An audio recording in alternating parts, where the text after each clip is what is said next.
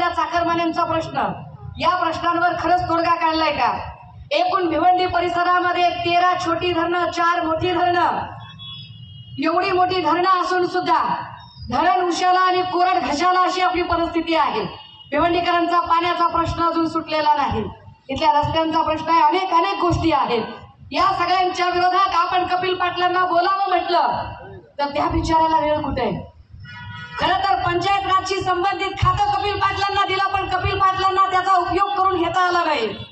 त्याचा परिणाम असा झाला की लोक आता कपिल पाटलांकडून पाठ फिरवतात, कपिल पाटलांशी बोलायचं टाळतात, कपिल पाटलांकडे जाण्याचं टाळतात। हे कपिल पाटीलच्या हे लक्षात आलं की आता आपण गर्दी जमवू शकत नाही, कारण गर्दी गद्दारांकडे येत नाही, हे निष्ठावंतांची मांदी आली खुद्दारांच्या सोबत असते।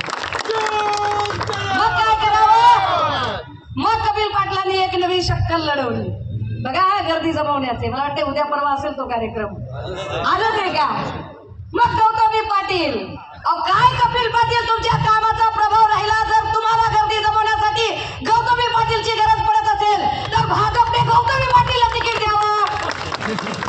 कपिल पाटीलला कशाला तिकीट द्यायचं जर कपिल पाटीलची तेवढी पात्रता नसेल तर? म्हणजे मग गौतमी पाटलांनी तिकडे गाणं म्हणायचं, पाटलाचा बैलगाडा, आणि शिंदे फडणवीसांनी इकडे महाराष्ट्रात केला राडा, सगळ्या राजकारणाचा चिखल करून टाकलाय। दादा हो, हा मुक्त समाज याहीसाठी आहे की हा राजकारणाचा चिखल कमी करायचा असेल, कारण कमलं तेव्हाच उगवतात जेव्हा चिखल जास्त वाढतो। चिखल वाढलाय, जातीय द्वेषाचा, धार्मिक द्वेषाचा चिखल वाढलाय, अनेक प्रश्न अनुत्तरित आहेत।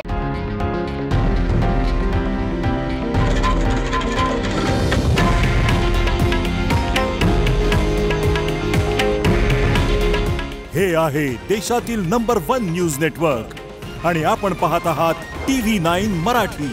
काळजी तुमची, हित महाराष्ट्राचं।